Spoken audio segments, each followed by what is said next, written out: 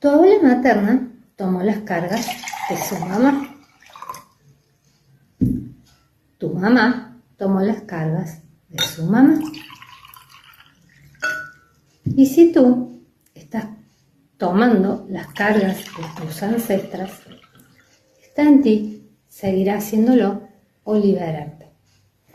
Te propongo el siguiente ejercicio. Vas a mirar a mamá y le vas a decir: mamá, dejo contigo todas tus cargas y las de mis ancestros. A partir de hoy me libero de todas esas cargas que llevé por amor invisible y elijo mi propio destino. Si quieres profundizar más en el tema, déjame en comentarios. Soy Soledad Capdevila, facilitadora en constelaciones familiares.